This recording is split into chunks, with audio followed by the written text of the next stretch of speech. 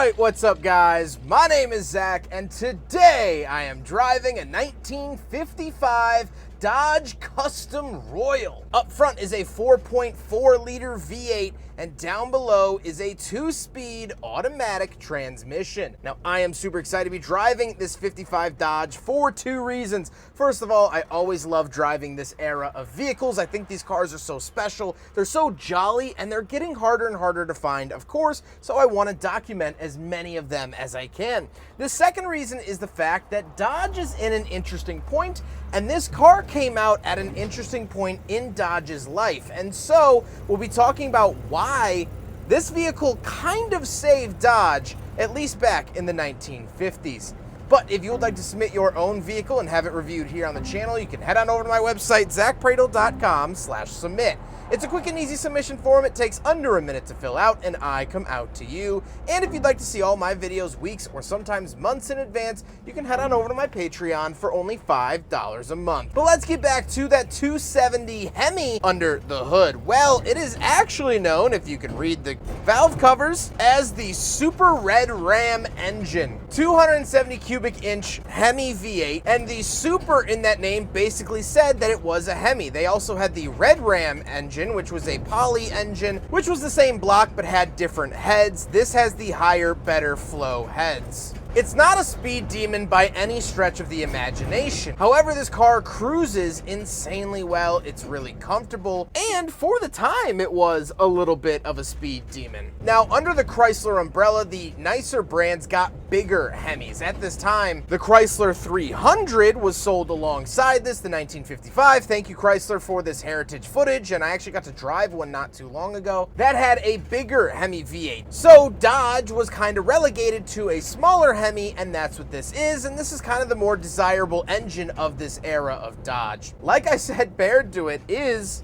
a PowerFlight 2-speed automatic transmission. Now, to its credit, I don't really feel it shifting at all, although once you get going, it shifts once and never again, so I guess I wouldn't really hear it or feel it. But it's nice, it's smooth, it does the job, and I have no complaints about it. Last but not least, of course, the Custom Royal is rear-wheel drive. So how does it feel to drive the Custom Royal? Well, no power steering, no power brakes. You do have to work for it a little bit, but most cars of the era you had to. This Dodge did not have very many options, and we'll talk about the options that it did get, but this was a pretty basic car. And so the steering's heavy. It's a very big steering wheel to try to give you as much leverage as possible. The ride is a little bit harder than what you would have seen in a Chrysler of the era, but as I'll say throughout the rest of the video, I'm just so happy that this car still exists, so I'm not going to complain too much. One thing I will say about the visibility is that in the 1950s, they finally figured out how to make curved glass,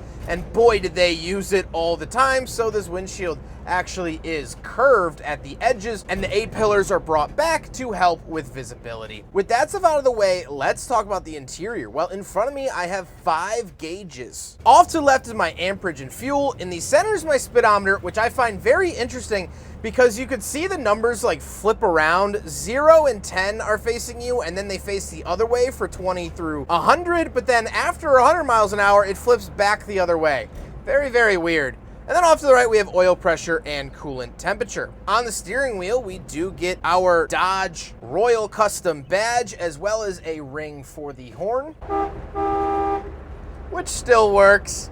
Love to hear that. It's like a 70s sitcom. But down in front of the steering wheel, off to the right, we have the shifter. Now, there is no park gear. You just put it into neutral and pull the parking brake. Pretty standard for the 1950s, but very interesting compared to modern cars. And off to the left, we do have our venting for colder or warmer, defrost, and blower. I really like how the interior of the dash curves. I think that's a nice little design touch. And moving out of the door, we have our vent window, crank for the regular window, and latch to get in and out. Of course, the interior door card has since gone missing in the last 70 years. Moving into the center, we do get a clock as well as this really nice Dodge badge. We get a small glove box off to the right, and down below we have our wipers, lighter, and our AM radio. We do also get some more venting down below, and of course nowhere in here will you find a cup holder, so automatically it fails the big friggin' bottle test.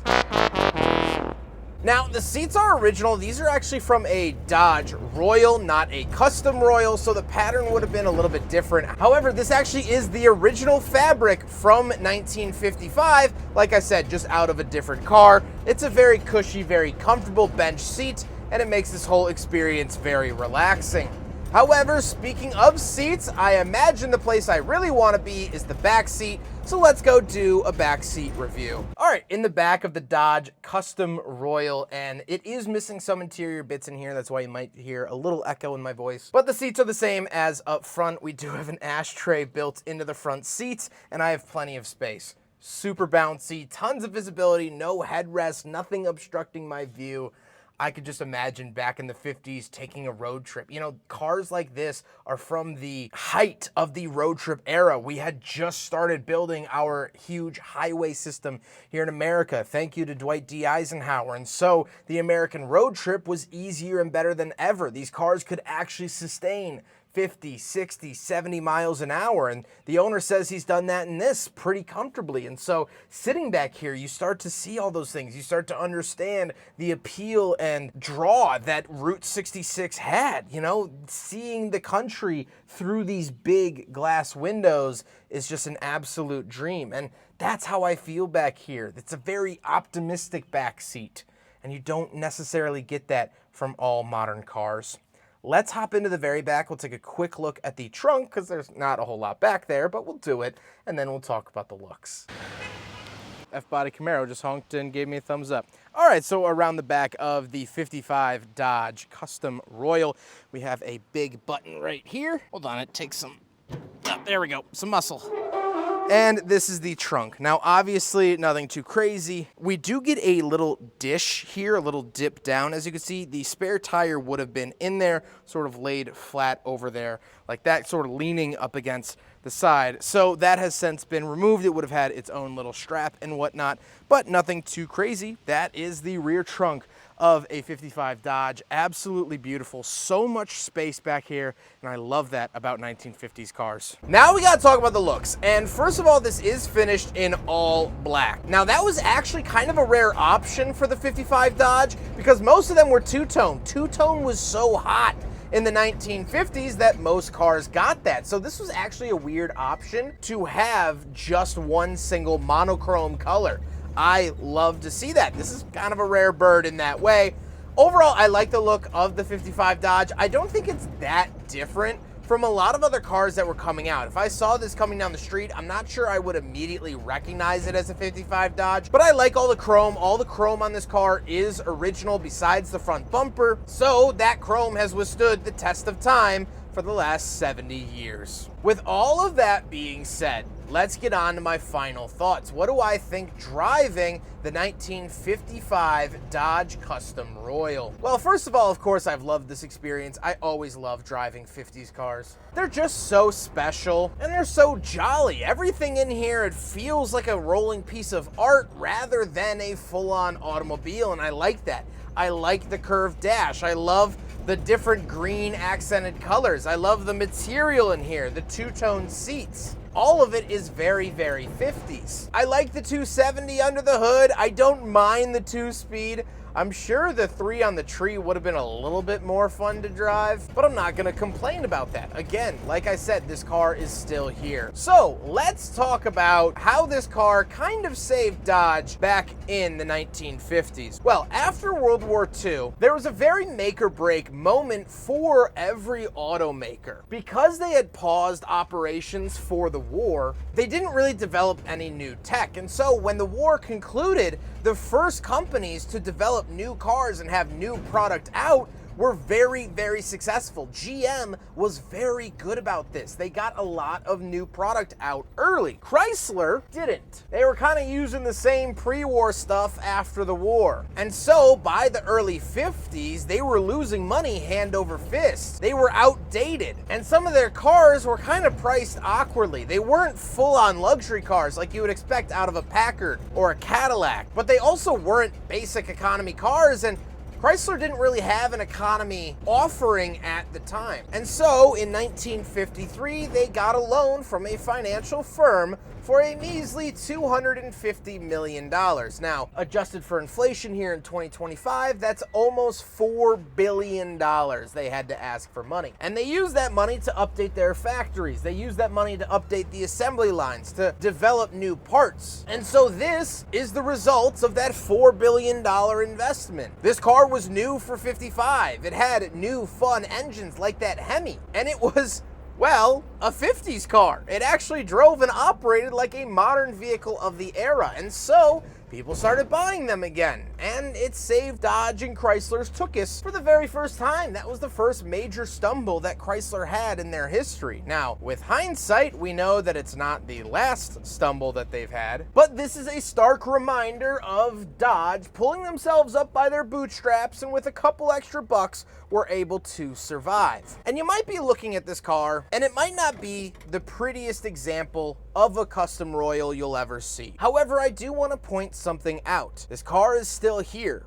I'm driving it in 2025. It's operating as it should. It has 4 tires on the ground, moving at normal vehicular speeds. This car, for all intents and purposes, should have been turned into a Coke can back in 1982 at the very end of its life. By the time we landed on the moon, this car was history and probably considered a jalopy. But now, 70 years later, this car is still operating and still defying the death sentence that Chrysler and Dodge were under in the early 1950s. Much like the company itself, this vehicle isn't without dents and scratches. Chrysler has needed money, then not needed money, then needed money, then not needed money. And right now in 2025, they need money, but they've always been able to figure it out, pull themselves up, and build good cars once again. This was the first time that they did that. This was the first time that they pulled themselves out of that hole, and they're going to do it again. This car is weathered, this car has seen a thing or two, but it's those kinds of cars that tell the best stories. I'm sure Jay Leno has a nicer version of this car,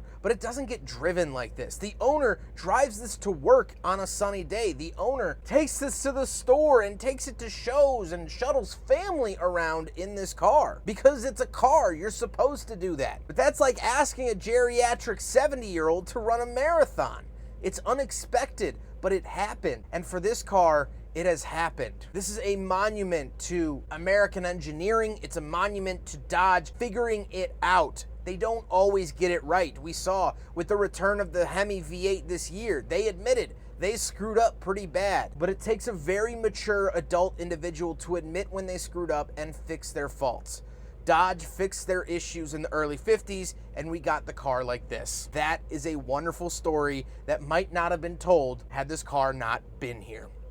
I hope you guys enjoyed the video. Huge thank you to Tony for letting me borrow his Dodge Custom Royal here today. What an absolute amazing vehicle. I'm always super excited to be driving something from the 50s, and Tony made that happen for me today. But I hope you guys enjoyed the video. Don't forget to rate the video, comment on the video, and subscribe if you really liked it. Take care, guys.